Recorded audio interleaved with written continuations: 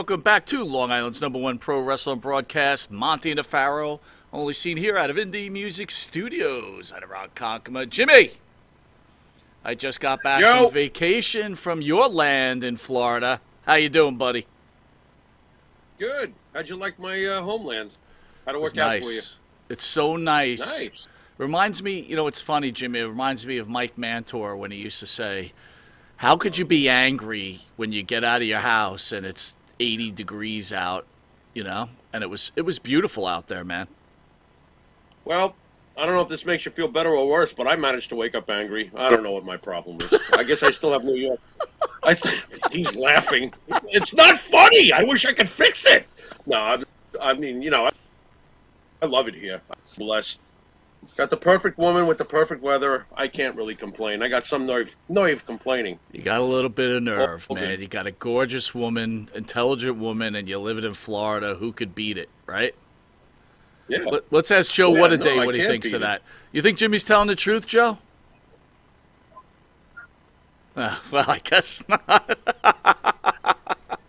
Well, you know, there's an old saying, consider the source, so I'm not going to take this too personally. Jimmy, I'm excited for our guest today. First of all, the guy's got probably the best name in the history of names, man. Lee Walker III. Do you think you could? Are you able to sell names like I'll give him Mike Monty and I'll take Lee Walker III? You know, that might be an idea. I could actually see that, you know, being something that becomes, why not? I mean, think about it. Do you ever wonder what's in the name, and then you start realizing the famous people and their names? Ozzy Osbourne? Yeah. My God, what a tag, right? What a tag. James Douglas Morrison. Winston Lennon. And then you got my name. Jimmy Farrow's a good name. What the Jimmy fuck Farrow's is a that? good name. I think I'd rather have Lee Walker III, though. Like Lee Walker III's like you're in Star Wars. I almost feel like the guys from Star Wars. You know what I mean? Yeah. Okay. Yeah, I could. Why not? Chewie. Anyway, why not? Before we introduce Lee, some really impressive stuff, and he'll be able to tell his story a little bit. But you know, Lee does a podcast, right? Perched on the Top Rope, and the thing that's very impressive about it is he's ranking on the audio version of his show anywhere from #1 to #4 daily. Right. He's up against guys like, you know, Kevin Nash, you know, Busted Open Radio. But forget, you know, Jim Cornette. Forget about all that. Yeah. Those guys have distributors, you know what I'm saying, that push their content, right? I think Conrad is a distributor. There's other sources. You know, again, Busted Open Radio has Sirius XM. You can't have a bigger distributor of your material than that. And this dude is ranking. He's beating them all. It's amazing, and I really got to listen to his story. Nice. It's pretty impressive. All right, we're gonna bring him in, Lee. Welcome to Long Island's #1 pro wrestling broadcast, Monte The Pharaoh. How are you, sir? Oh, no. Yeah, I'm doing great, guys. Listening to that was hilarious. I would probably say my whole life I've either heard about Star Wars or Walker, Texas Ranger. Yeah. Those have been the biggest. Those have been the two biggest. But, you know, like $1 Million Man. You're in good company either way. Everybody's got a price if you want to buy my name. It's Dude, I think you get laid just because your name is Lee Walker III. It's like, it doesn't matter. It's like, oh, I got to have a sex with Lee Walker III. It's just mandatory in a woman's life. What are you thinking? Yeah, but you know what, though? If you've been Lee Walker II, it doesn't have quite the same ring. No, so, yeah. That's really good, Jimmy. I agree. Lee Walker Jr. You'll get some tonight for sure. Lee Walker Jr. doesn't have the same flavor. Lee Walker II. No. Lee Walker III. That is bad. Right. Exactly. All right, thoroughly lathered your name, Lee. I just wanted to say, Mike, as far as reading his resume before he came on, you know what the bottom line is?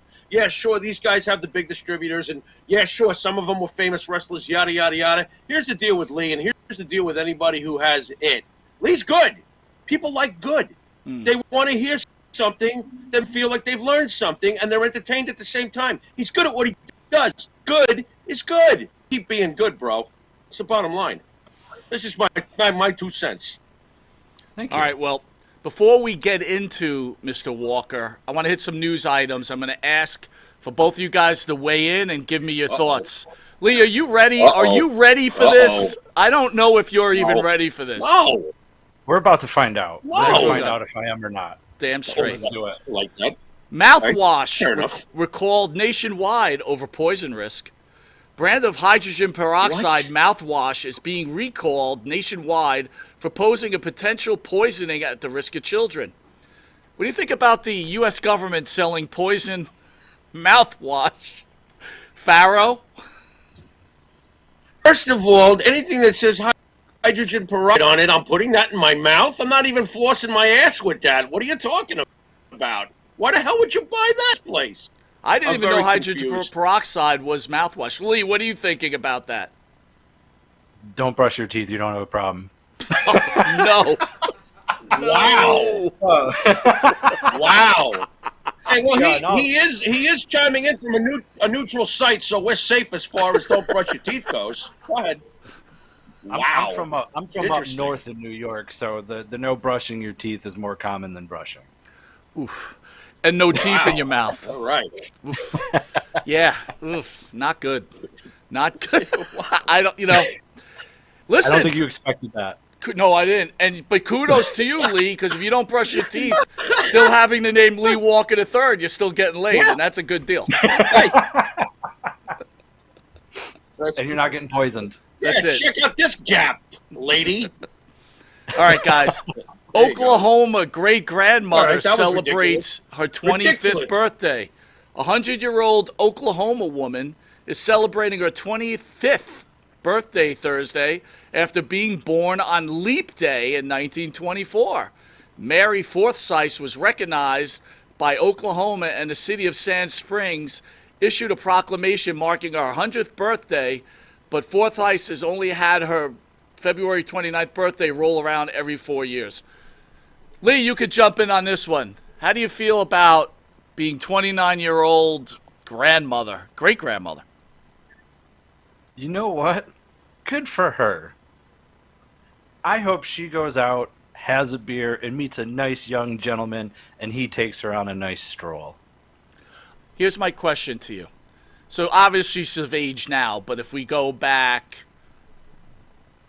if we go back 5 years, she's not legal age to drink, is she? Oh no, actually 12 years. You go back 12 years ago, she wouldn't have been legally, right? Legally, she's not allowed to drink. Is that correct? Yeah. Yeah, I believe that. Yeah, that's got to be the right math. So I'll even take though your word for she's that. 80 years old, she's not allowed to drink. Is that true, Jimmy? Mike, do you have any idea how lousy she's going to look at the age of 300 at this rate? Boom. I mean, you want to talk numbers. I mean, ugh. Ugh. It's a problem. But happy birthday anyway. Goes for a stroll? Wow, that sounds like a hot date. Oh, my Wow, God. you're just roughing people up. I'd like to thank the band that sings a theme song for Monte The Pharaoh and Jimmy Farrell, along with his partner Bart Griggs. Make up the band Wisteria Hall. Catch Wisteria Hall's songs on such as In My Dreams, This Life, Not Far Behind, Here Comes the Rain. Jimmy, you got to forgive me. I took a week off. I lost my memory on the script already. You can find their music Got all the on songs. the Wisteria Hall YouTube page. Hit that like and subscribe. Spotify, Apple Music, Reverb Nation. If you didn't know it, you are watching Long Island's #1 pro wrestler and broadcast, Monte The Pharaoh. Catch us on the Monte The Pharaoh YouTube page, Facebook Live page, iHeartRadio, Spotify, Anchor, Twitch TV, and channel 115 every Tuesday at 9:30 p.m. and Saturday at 11:30 a.m. and channel 20 on Tuesdays at 7 p.m. where you'll get the reduced version of Lee. You can also catch us on the Intuitive Network. That's IN2ITIVE We'll be right back where we're going to get into it with the world's #1 host, am I saying this right? Podcaster in the United States, at least 8 months running.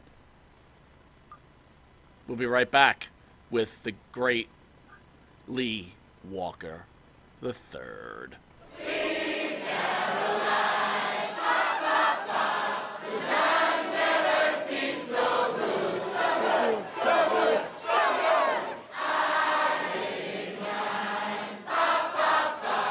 Sir? Manscaping? Have you tried the new equipment that's been sent? I'm afraid because it says weed whacker. I'm scared. Maven, Manscaped, what are you thinking about Love Manscaped, dude? Love it. What do you use it for? Necessity. What don't I use it for? Put it this way. The only hair I have on my entire body is these eyebrows. Yeah. That you see. These caterpillars racing to the middle of my nose. That's it. That is it. That's all I have. And that's all I want. That's the So Manscaped is a You- must. We were talking before the show. There's nothing worse than just hair. Yeah. Right? Hair on a woman, hair on a man. It's just bad. Absolutely. And it's the one thing that the older I get, it starts growing more in unwanted areas. Absolutely. I hate it. I'm going to ask you a question. Uh-oh. Just going to go out there. Oh, boy. Go for it. You're doing a deed. Yes. Again, I don't want you to have to admit this because we, as men, we try not to admit this. But if you're going to Oh, go I do the know deed where- on a I woman, know where would you he's rather going. have her be hairless or a little hair, racing stripe, or Racing stripe. full retro bush? Racing Well, stripe. Retro Bush is out. Yes, thank you. Retro Bush is out. Yeah. I don't mind a small, well manicured landing strip.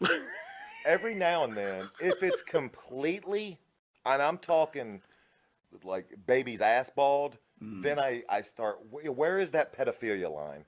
I don't want to Wow. wander into that. That's thought very of it like interesting. that. I never thought about that. You're a Wow. smart dude. Holy shit. So if the landing strip is clean enough for the plane to go in smoothly, you're cool with that? If the landing strip has, like I said, well manicured, Yeah, you can see both sides. It's not Like blinking lights on both sides of that I landing? just don't. I don't want.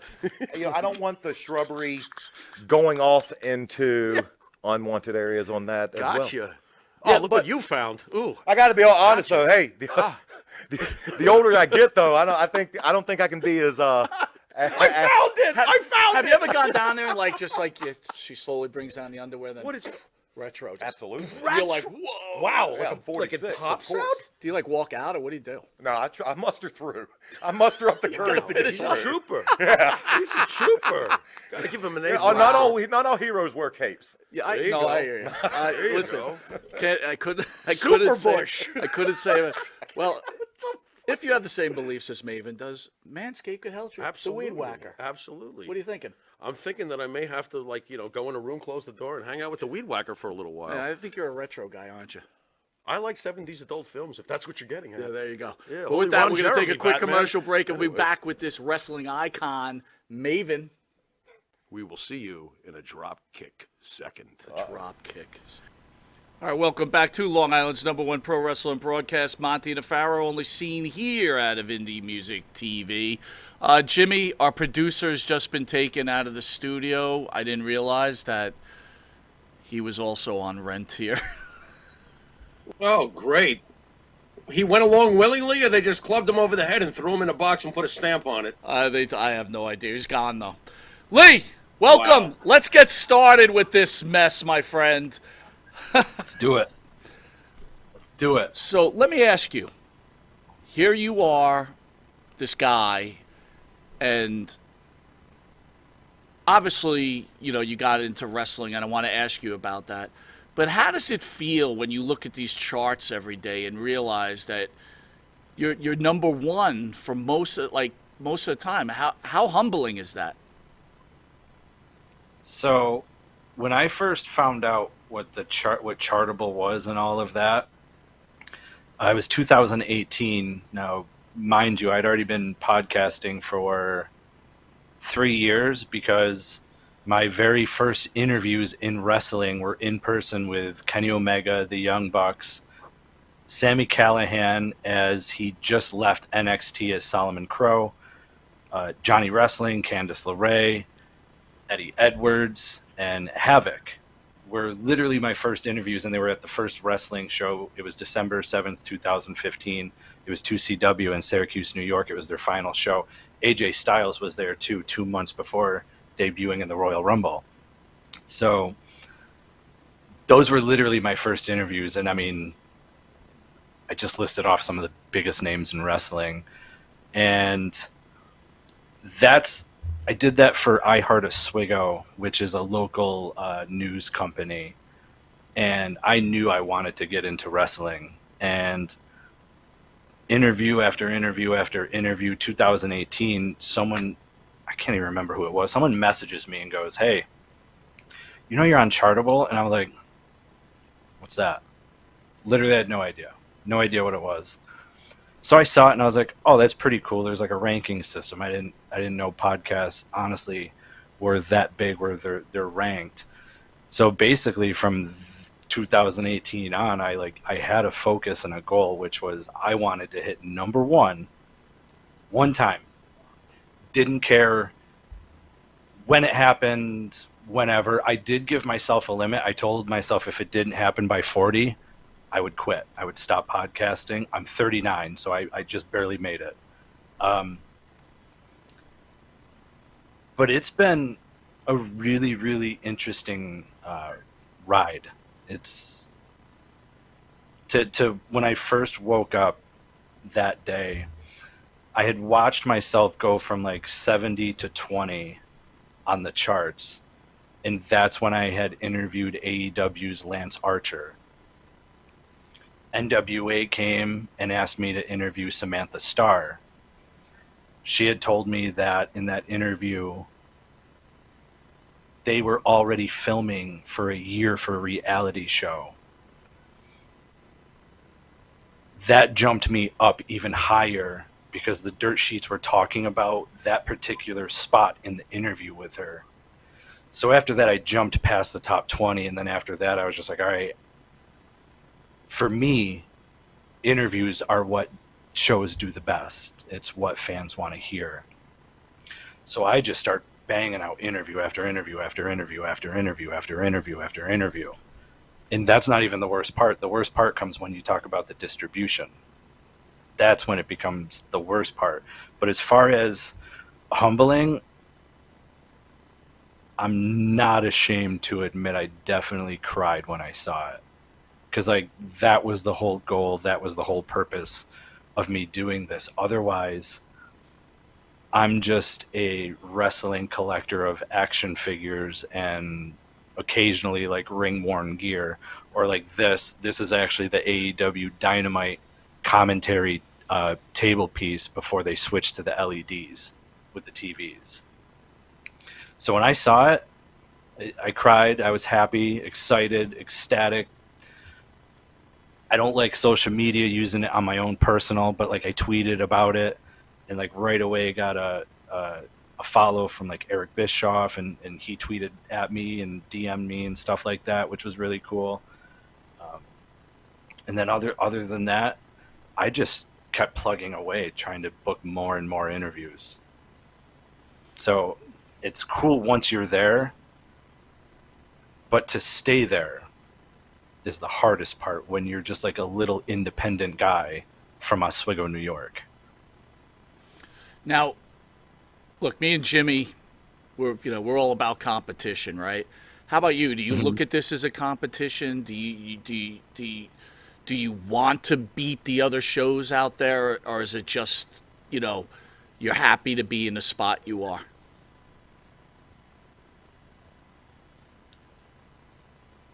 I would say I definitely had the mentality of competition at first. I have to work a lot harder than I would say anyone that's at least in the top 15, top 20. A guy like Kevin Nash just goes on, does his show, everyone else does everything for him. I'm it. I used to have other people. Everybody walked away, and the thing I look at that as is if you have nothing invested in it, you don't care. That's what I had. I had one good person. His name was Alex. He was a tremendous help with audio editing, video editing, helping on the distribution side. But I also had a fight here and there with him over doing things in a timely fashion, getting things done, because you can only sit on an interview for so long, and if someone else interviews him and gets that content out and you have the same content, what are you doing? Right. But I would say that you guys also know that I'm a very fair person with stuff like that. When I had Brett Azar for season 1 of his show, I contacted you guys. I was like, hey, would you like to have Brett Azar come on your show? Mm-hmm. You know, just little things like that. Like I viewed it as competition with those bigger shows because, like I said, the bigger talents don't have to do as much, where guys like me, guys like you, we have a lot more to handle in these aspects of doing these shows. So as far as competition, yeah, with the bigger guys, I like working with podcasts though. Like I sent Brett over with you guys. I even sent Brett Azar over with Hannibal TV. I like to work with people. You know, there's so many podcasts out there nowadays. You have to work together in some aspect, I feel like. And I do that a lot. And that's like one of my favorite things to do, is work with other podcasts, because that helps bring their fans to your show. Your fans can go to their show and vice versa. I feel like it's a mutual benefit. Jimmy, that might be the problem. I don't What's play that? well in the sandbox. You play in the sandbox? I'm the guy throwing rocks at the people in the sandbox. What are you talking about? Oh my God! I didn't even realize you were in the sandbox. Was that you trying to pull me out of the sandbox? Over here, Pharaoh. Okay, all right. At least now I know how to play the game. Lee, obviously you went into this loving wrestling. Now that you've done it and you've had this level of success, do you love wrestling more? Or look, we've had all these experiences with so many different wrestlers, and some could be great, and some can actually, make you reevaluate why you started this in the first place. Where are you at with your love for wrestling now compared to when you first started? As a collector, I could almost tell you it's like an all-time high.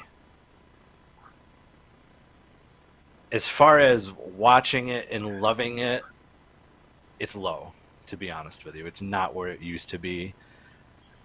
Very interesting.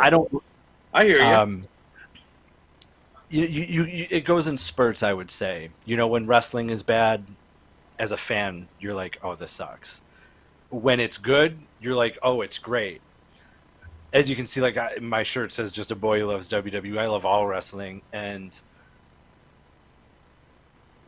some wrestling's good, some wrestling's bad, but unfortunately, for me, when I'm literally at my computer, by the time I get out of work at 3:30, I'm sitting at this computer from like 4 p.m. to 11 p.m.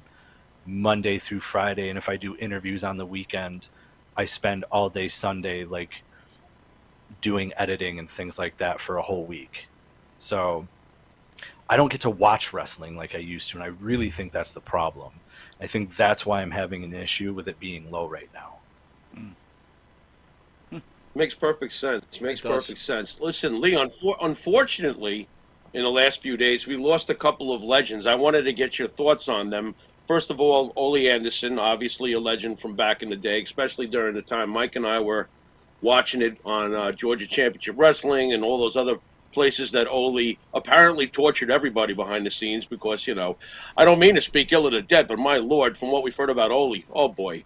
Anyway, Ole Anderson, and this one really stung for me.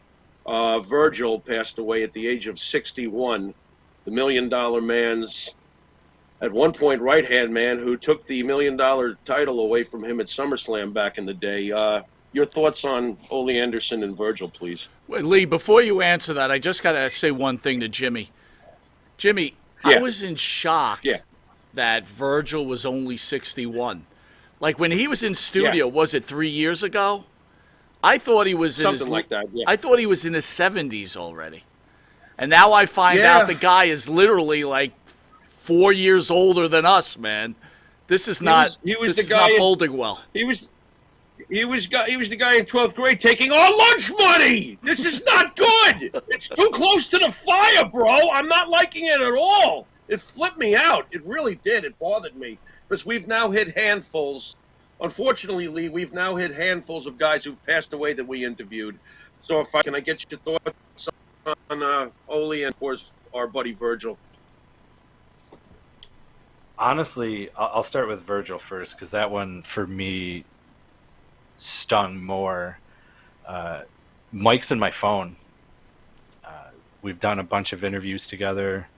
I did a private signing with him once, and that one stung. I'm someone who, doesn't take phone numbers out of my phone when someone passes away, and whether Mike Jones's phone number was the same from 2020 from, as of right now. If it's not, it's still going to stay on my phone. I won't take it out. Virgil was a funny guy. And I don't know if I'm bothered. I'd say I'm bothered by it. Like Sean Ross Sapp on Virgil's death, posted his interview with him saying it was his worst interview of all time.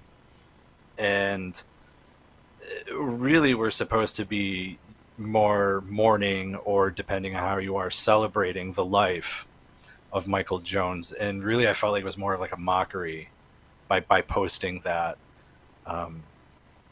Anyways, Lee, real quick then, would you think me posting a video of part of the interview talking about the size of his wiener, would that be a mockery? Because then I think I screwed up.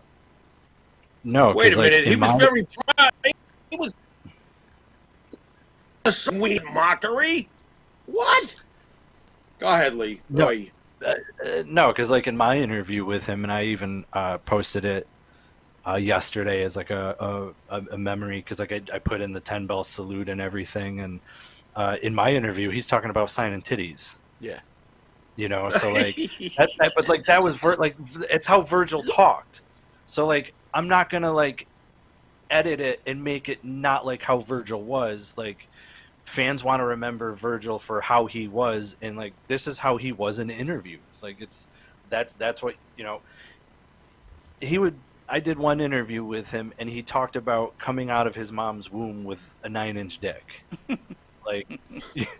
That's how Virgil was, And I had fun with the guy, talking with him and everything like that. But that's how he was. So, if you want to give fans that authentic Virgil experience, that's what I did. That's what you did. I don't see anything wrong with that.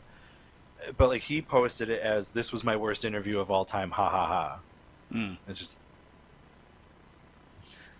you could have posted the good parts of it at least. When you look at Virgil's career, Jimmy and I spoke about this, and even when he was in studio, that guy was front and center in some of the most important events, or if you want to call them vignettes or whatever, in wrestling history, right? You got Friday night's main event, where more than a Super Bowl watched, or whatever that number was. He was part of the NWO, which was one of the biggest turns. He was involved, and his career was long and important. Yeah, 100%. Andre, Hogan, Macho Man, Warrior, you name the top talent, Virgil was right there alongside them. The Hart Foundation, you go to WCW, he's put in by far the greatest faction of all time with the New World Order. He had a spot in AEW. He got to do everything and work with the best of the business. You can't top that. All right, guys. Former WWE wrestler Billy Jack Haynes charged with murder after wife was found dead in the couple's home. The former wrestler recently was arraigned in Portland, Oregon this morning. Him and his lawyer claimed not guilty. He's being charged with the murder in the second degree and an unlawful use of a weapon of the killing of his wife. Jimmy, you start this one off. Now that it's starting to come out and Billy Jack has claimed not guilty, what are your thoughts? Yeah. Well, I mean, the fact that we were able to talk to Billy Jack several times and we kind of got a feel for him in person and, even more so on phone conversations. Look, I really think that if I'm his lawyer, this is just my opinion, just knowing Billy Jack, what I know of him, which isn't much, let's be real, but still, a vibe is a vibe. And this was my vibe. Billy Jack is a sweet guy who's not all there at all. Not even close to being all there, unless he's been working us this whole time for years and years. But you know what? I think we know what it feels like nowadays. At this point together, Mike. So, no, I think he's way, way out there. And if I'm his lawyer, I'm heavily suggesting that, we get a psychiatric evaluation here, because I can't see Billy Jack going to jail at his age. I think he should be put someplace with lots of medicine and a room with you can look at a tree or something, because I think he's gone. And that's my take on it, Did he kill her? Obviously. He killed her, By the but way, I don't think he was all there. before It's Lee not an responds, excuse, it's Jimmy, just a I don't know fact if I from told the you this, but the wife's daughter wrote the website and the page stating that Billy, because, they heard our take on a mercy killing type of situation, and she claims that Billy abused... Well, hold up, Mike, real quick. We were exploring the possibility of it. Well, right. We were not saying that this is what happened. Of course not. How could we know? No, we don't know. Sorry. No, it's fine. Thank you for the clarity. But she claims that Billy Jack mistreated her mother for many, many years and weren't able to see her mother. She was quite angry at our take. And again, we didn't say that. Lee, your thoughts on the situation? I met him 2019 at one of Bud Carson's shows. I was actually doing camera work for Bill Apter that day, which was really cool.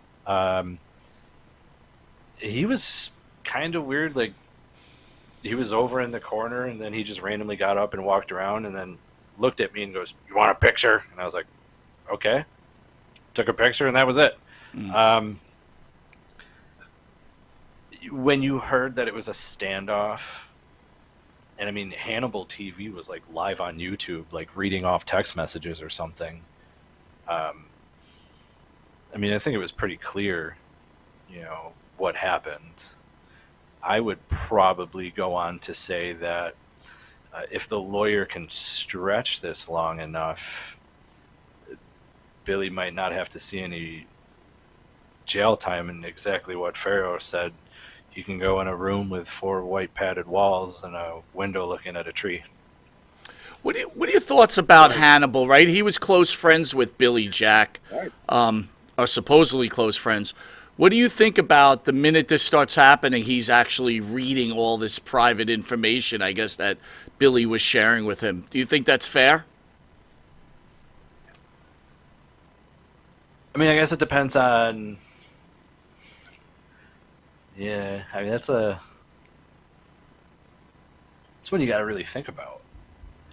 I mean, he texted it to him, so I mean, you could almost say, well, it's my phone, but also if like there was stuff in those messages that could be used in this case, then that might not have been a good idea.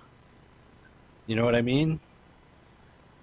I mean, when do you stop becoming... Okay, so if you consider yourself a journalist, right, which we all certainly could. I can't, but I'll call you and Jimmy journalists.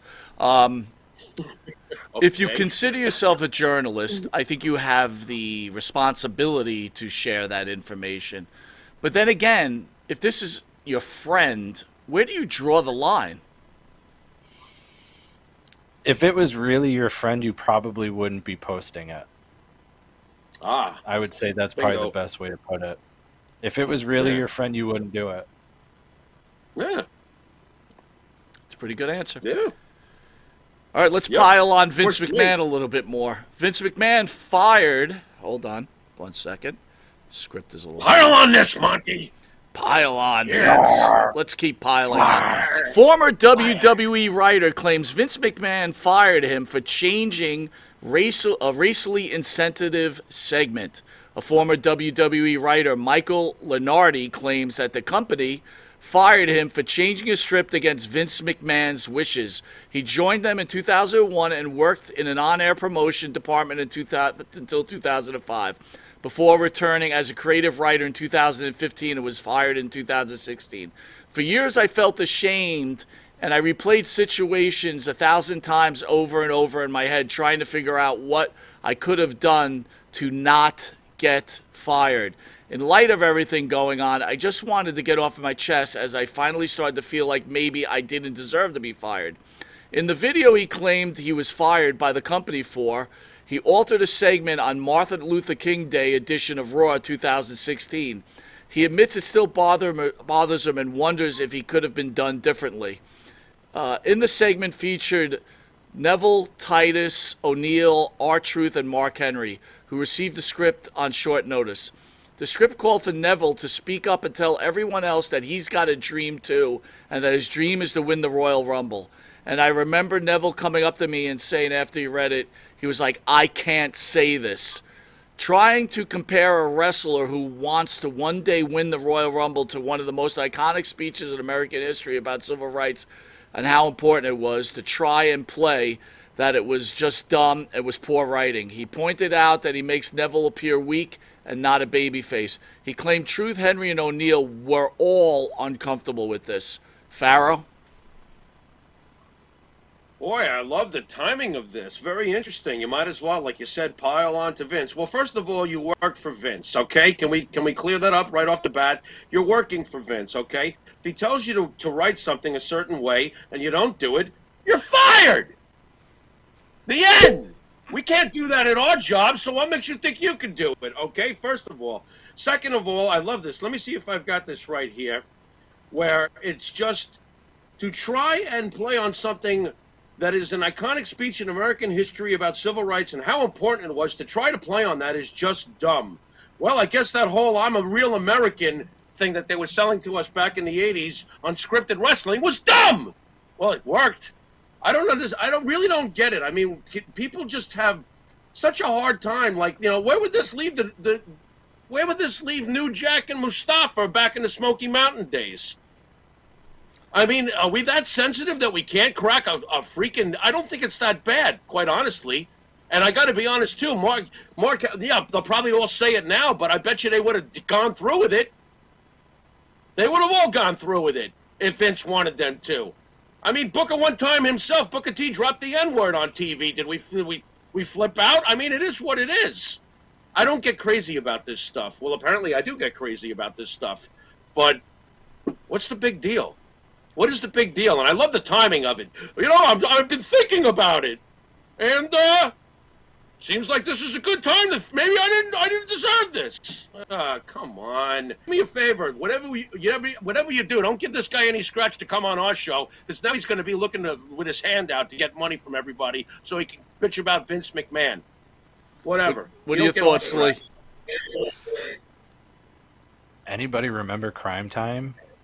When Yeah. WWE.com when WWE.com Yeah. had to write a whole disclosure before they started airing the vignettes with WWE, saying it was something along the lines of, we are introducing new characters today. It is going to be Crime Time, and these jokes are basically racially profiled, but in a Saturday Night Live type of joking. Blah, blah, blah, yada, yada. They recognized that they were feeding on the stereotypes of Crime Time. They were feeding on stereotypes of African Americans. That's what all the vignettes were. You know, you had them stealing a bike, robbing a grocery store, and, you know, blacking out the camera, all sorts of different stuff. There was no backlash to that. There was no, like, they, JTG and Shad did their jobs. Their whole characters were based on stereotypes. I don't think I'm wrong saying that. They were based on stereotypes. No. Other vignettes were based on stereotypes. Right. Right.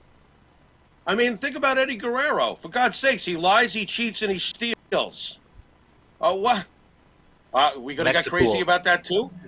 You know, remember him, Chavo, cleaning that old lady's pool, and they had all the chicks come over?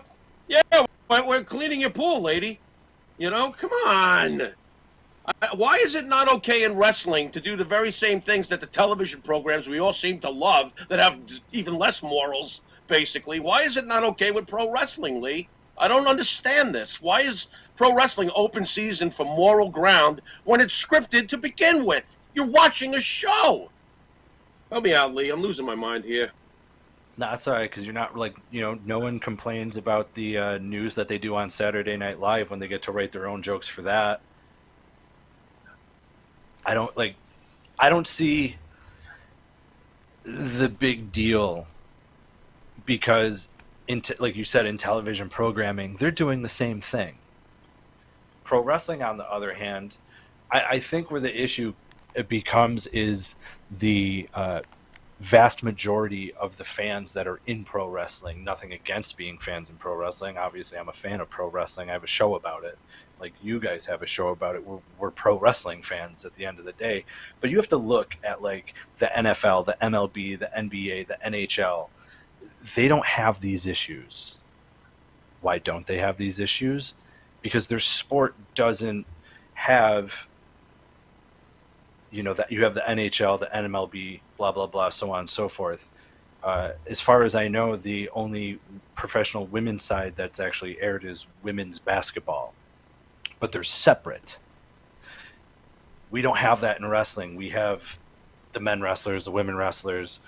You have different racial profiles in wrestling. You have non-binary, transgender. You have all the different from the LGBTQ community and so on and so forth. So when you start adding in the different mixes of different fans, whether you're a feminist or you're a jackass or you're an elephant, you're red, blue, doesn't matter to me.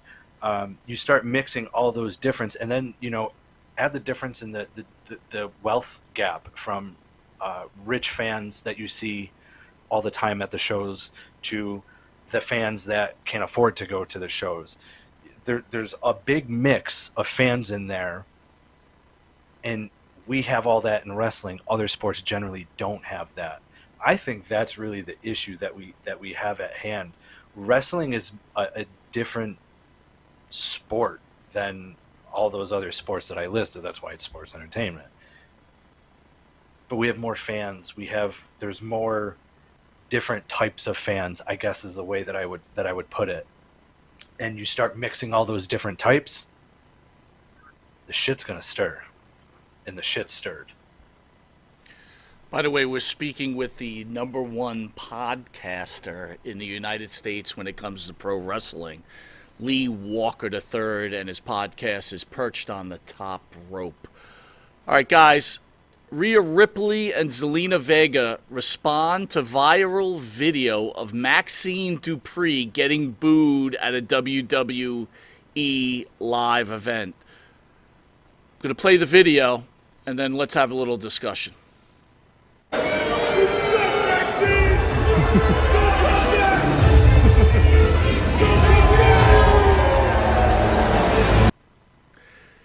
Their responses is, I really wish that some of you got booed and ridiculed in a public lie while being new at your job. Learning and getting better is all a part about being a human being. Be better as humans, the great Rhea Ripley says. SmackDown Zelina Vega also commented, this is absolutely horrible. She doesn't deserve that. She's such a kind soul and works really hard. I would love if the bad parts of the biz don't harden her heart. They probably just mad because they can't drink your bath water, Maxine. I'm going to open this up. When did fucking pro wrestlers become so soft? Like, what happened? It's like the fans don't have a right to boo? I mean, what are we doing here? Lee? Do I get to follow that up? Because Go ahead. I would love it. You know what? Mike, do me a deal here. Let me see if you can get this arranged for me, because you're a powerful dude. You can get things done. Do this for me. I'm going to go into work tomorrow, okay? But here's the key. You got to give me their salaries over at the WWE for the day, all right? They are more than welcome to boo me when I grade that coin a little bit wrong. Boo the crap out of me, okay? Because you're a public figure. You're a public figure. And what's worse is, you're a public sports entertainment figure, and you think that getting booed is a problem? Go through what we go through? Nobody's going to boo us at work. We're not getting paid when you get paid. What the frig? And yeah, soft. Okay, you're defending your coworker. I get it. But you know what? You got to know that you're talking to your meal ticket.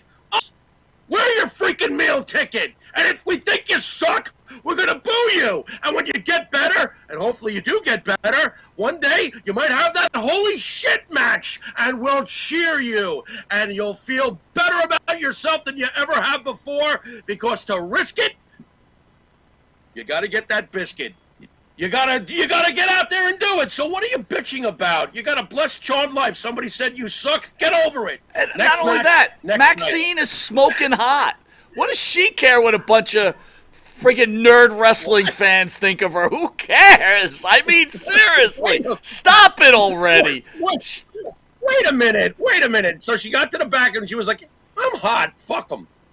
Yeah, exactly. Wow. I'm smoking. Wow. That guy who was booing me looked like Benny Scala from Dan and Benny in the Ring. Who cares? I just realized this is how I get through life. I'm hot. Okay, I get it. All right, Lee. I don't know how you can follow that up, but please do. Wait. That's going to be pretty hard to follow, but I'm going to give it a try. Listen. If that was me getting booed like that, you know what I'd be doing? I would use that booing as motivation to get better. You don't want to be booed? You work your ass off. Get better. Show your worth. Show us that we don't want to boo you. Show us that we want to cheer for you. Show us that we want to start chanting holy shit, while you're doing some crazy move off the top rope. To be honest, like, I can understand to a certain degree if it was like maybe one individual, like the entire match where that one person was all you could hear. Okay, maybe that might be a little much. But if you got like multiple people doing it, it should be assigned to you. Yeah, it's your first, you're new to the job. Guess what happens when I'm new to the job and I mess up? I get hollered at. I get yelled at. I get disciplined. I get talked down to. I get treated like trash. You know what she's gonna do? She's gonna go get a manicure that's gonna be more than like my 1 week's paycheck. You know exactly. What I mean? It's like, what are we doing here? But again, there's therapy. Right. There's therapy. Why are we blurring the lines? Rhea Ripley is a heel. Like, why are you protecting your coworker? It's like, enough already. This is insanity. Because Michael, you don't understand what it's like to be a wrestler. God, I feel like Boomer Esiason right now. You don't understand what it's like, Mike. You just can't. You can't understand it. Even though you had how many combat toys? Doesn't matter. You don't get it. Ugh. Ugh. So speaking of Rhea Ripley, Eric Bischoff, who you mentioned earlier, Lee, discussed on his show in 83 Weeks that he thought Rhea Ripley did not have the talent to be a big-time superstar. Obviously, he's now corrected himself. But I'll start off with Lee on this one, Jimmy. Does that make you wonder if Eric Bischoff, who ran WCW, couldn't see the talent in Rhea Ripley in the beginning, does that show you that really Eric Bischoff just really doesn't know the industry? I would say, in all fairness, I can't base it off of just like one like that. Obviously, the show's called 83 Weeks because it's been the only time we've seen where WWE's been beaten in ratings by another company. It's really hard to base it off of just like him not catching one person. I would say it's a big miss. I would say, but I think if he went back and looked and say maybe in her early NXT days, that could be a fair assessment. It's a completely different look, but if depending on when he was basing it off of, if she already had that goth look and stuff like that, yeah, it's a total drop on his end. But I can't base it off of just one person. If there was multiple that he did that and corrected, I would say, okay, yeah, something's not right here, that he's missing the ball a lot. But just for one, I can't base it off of one, but I would say it's a pretty big miss. Pretty big miss. Jimmy. Jimmy's frozen. All right. Well, he'll bounce back in a minute. Oh, he's back. Okay. What's that, Jimmy? All right. If you guys can hear me, making sure we were good over on my end. Bischoff is interesting. Bischoff between Bischoff and Vince McMahon. Okay, Bischoff never was a groomer of a fresh product straight out of a power plant for the most part. If you look at his body of work, it was Kevin Sullivan coming up to Hogan, Hall, and Nash and getting Hogan to turn UF. He always was capitalizing on bringing in other stars from other companies who were already established. All right. The difference between him and Vince is Vince sees someone and sees what they could be, not just what they are, what they could be with what they have. All right. So to me, and I do agree with Lee, it was probably an early assessment of Rhea, who's completely different than she is. The Rhea we see today, I'm sure Vince had quite a bit to do with that over the course of time, because Vince sees these things. You know, Bischoff might be a genius in certain aspects. All right, Jimmy's internet's struggling. All right, once he bounces back in here. All right, guys. So we're discussing this. We're gonna play something called the smoke show, right? We're gonna see our judgment of talent. See how good we are compared to an Eric Bischoff. So the way it's going to work is I'm going to throw two competitors up there. They're judged purely on their looks, nothing else. No mic skills, no wrestling skills, just purely on their looks. We're going to play the role of Eric Bischoff. I'm going to go to each of you. If the majority wins, that contestant will continue on. So the first picture, we'll start with you first, Lee. Rhea Ripley versus Toni Storm. Who you going with? Rhea Ripley. Jimmy? Rhea. I'm going with Rhea too. Let's move her on. Let's get this switched over. There you go. Rhea Ripley or Becky Lynch? Jimmy? Purely on looks. Rhea. Go with Rhea. Rhea. Lee? Still with Rhea. Lee, why are you still hanging in there with Rhea?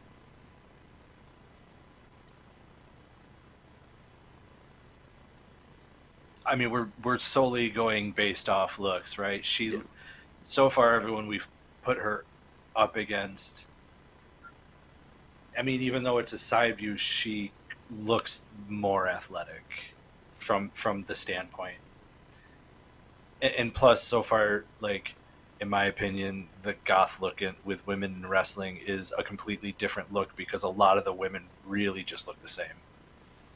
How about you, Jimmy? Rhea's just a badass. In those two pictures, I really don't think there's much of a comparison. Very imposing.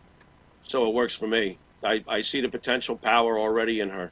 So All right. that's about it for that. Go with you on this one, Jimmy. Rhea Ripley or Nia Jax? Rhea. Lee? Rhea, Nia looks like a grandma there.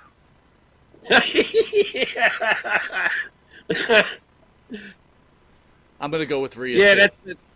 Yeah, that's no contest. No contest so far. So far, Rhea's taking him, Mike. All right.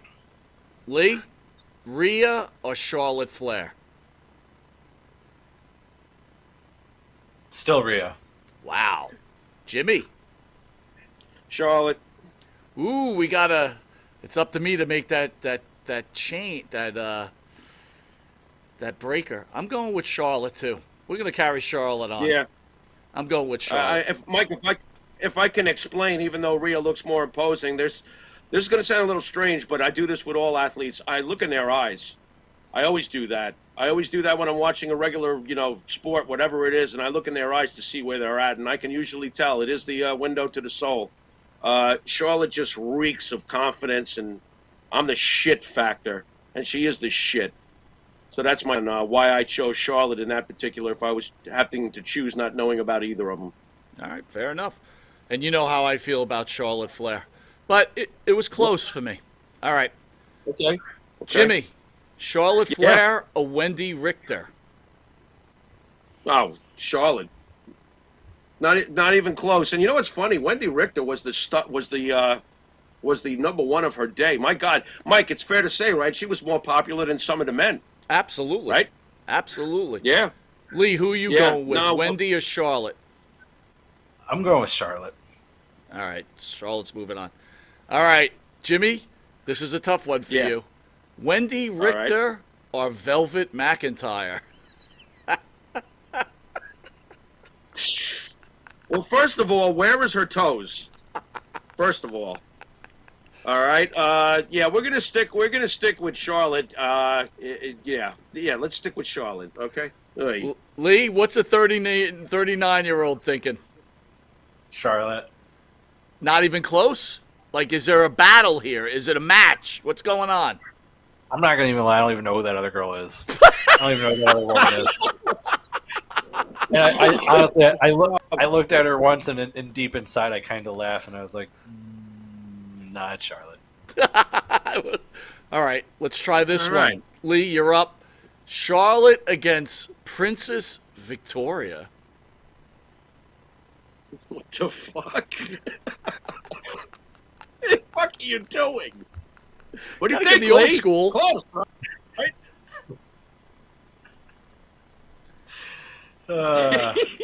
Lee, I'm waiting on an answer. I'm going with Princess Victoria on this one. Oh my God! Oh! Whoa! What a thing! Oi! All right, let's move on. Are Now you even going to ask me? No. Why would you even bother? Because I don't want a chance that you go with Princess Victoria and then we got to carry on the rest of the game with Princess Victoria. I don't want to even chance it. All right, next up, and this is truly a tough one in my book. Jimmy, we'll start with you first. Charlotte or Sky Blue? Oh, that's not close. Would you stop it? This is all about her ass to you. You cut that out. It's ridiculous. Lee? Not even close. Charlotte Lee, what are you by thinking? a freaking mile. I mean, if we're going on looks, I'm gonna say Sky Blue. Oof. This is getting. You know what? It's getting ridiculous. I'm going with Sky Blue. No! Charlotte's out. She's out. I'm sorry. Sky Blue it Guys. is. Guys, now Lee, now I'm officially annoyed at you. What was that all about? What the hell? How can we eliminate Charlotte Flair over someone's butt cheeks? I know, This is Sky Blue's terrible. hot. By the way, Sky Blue will be at the big event. All right, Jimmy. Great. Liv Yeah. Morgan or Sky Blue? Wow. You know what? If I don't know anything about either of them, I'm picking Sky Blue. Ooh. Lee? I'm still with Sky Blue. Man, Sky Blue is WWE material. For the men, sky blue is it. All right. Dude, the last contestant. Wait a minute. This could turn out to be more controversial than when Jinder Mahal got the belt. This is getting strange. Go ahead. All right. There's a challenge here. Lee, you're going to open up. Sky blue or Maxine Dupri? Uh-oh.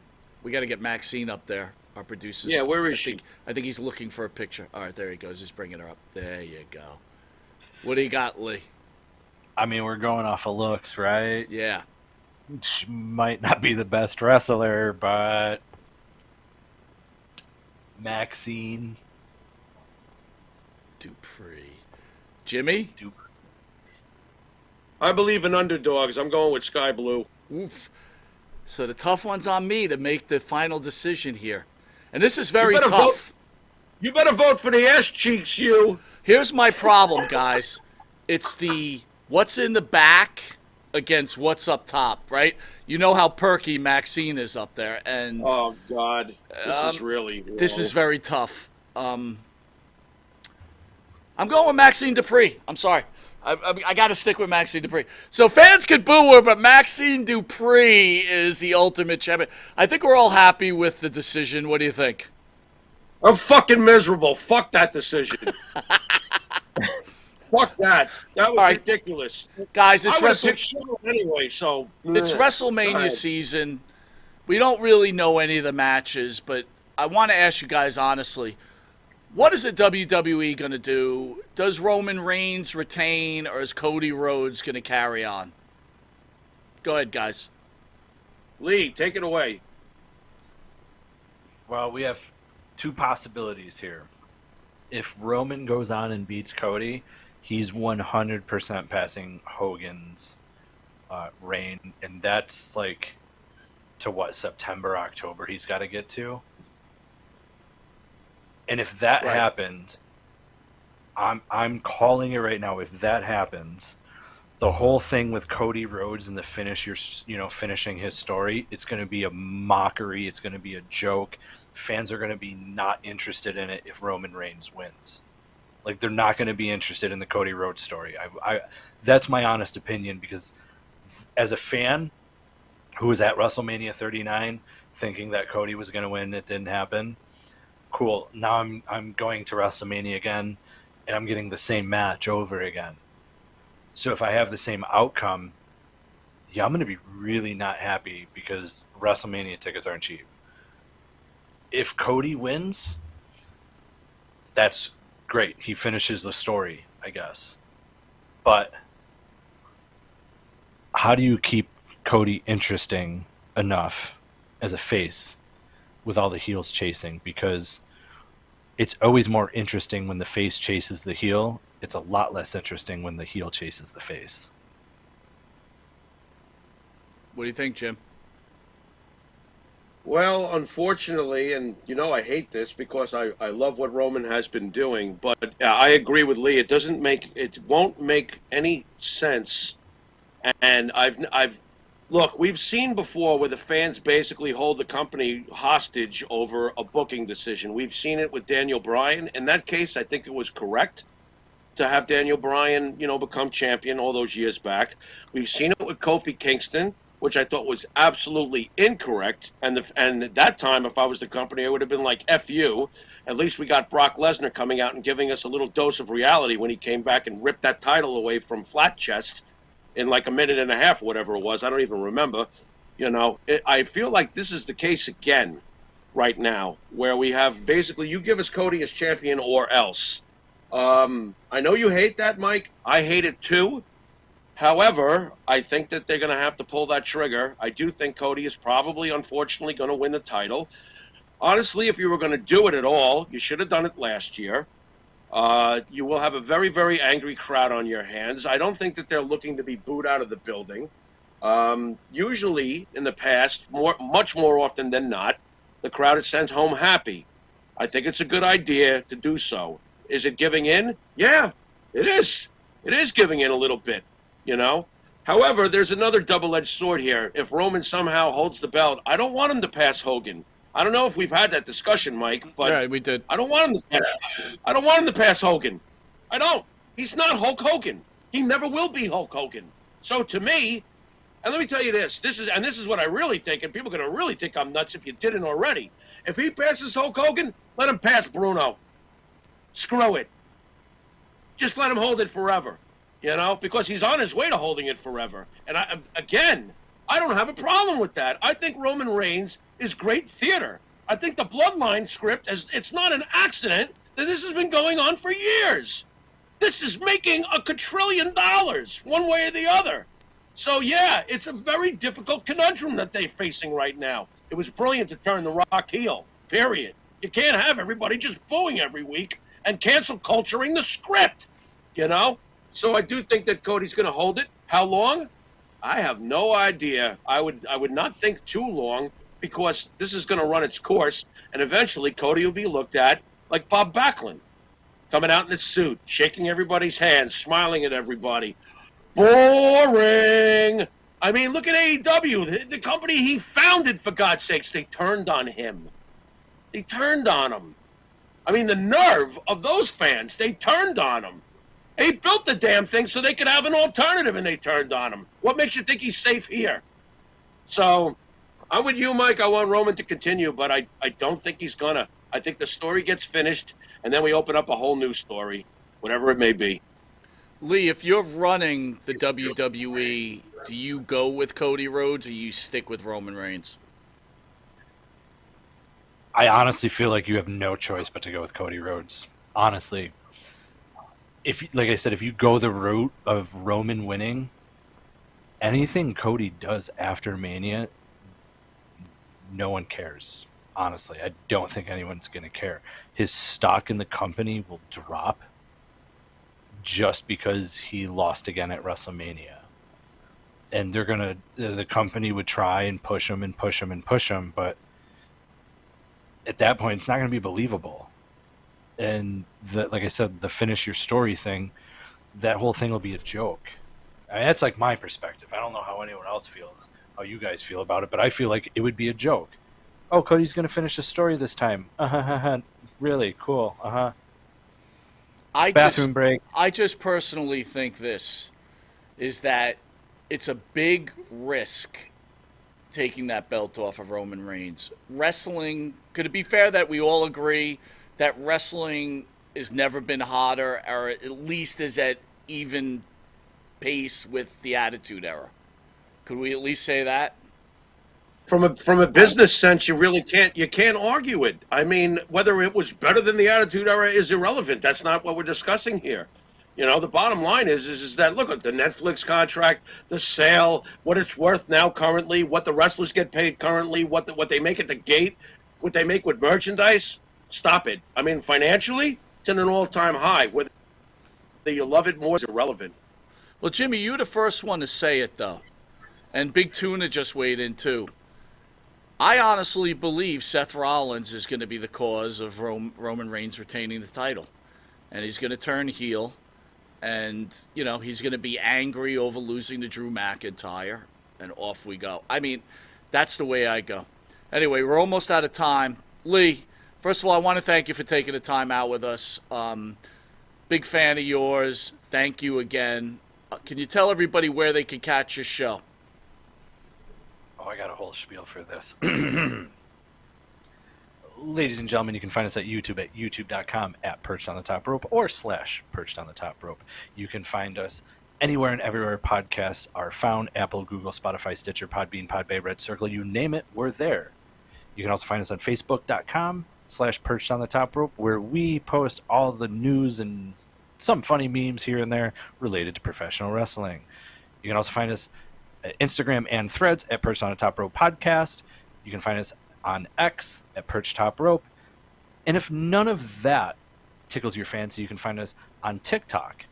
It's Perched on the Top Rope, where we do the recreation of Selena scenes using Celine Dion's My Heart Will Go On, because after all, that makes everything in professional wrestling better, including Zack Ryder winning the Intercontinental Championship at WrestleMania 32. And if you really don't like that, you can go to the TikTok, it's pinned, and watch the Taskmaster, Kevin Sullivan, get humped by a dog. You heard me correctly. WCW is the Taskmaster getting humped by a dog. It's on my TikTok. Perched on the top rope. Fans remember, spoiler freeze, the way to be. I'm Nice. out. Lee, thanks again. We had a great time. Jimmy, you want to send us out, please? You've been watching Monte and the Pharaoh, and we will be back shortly with another faberific episode. Until then, later. We've got the last Ring Boy coming on at 9 p.m., so it should be very interesting. Lee, thanks again. See you shortly. Thank you.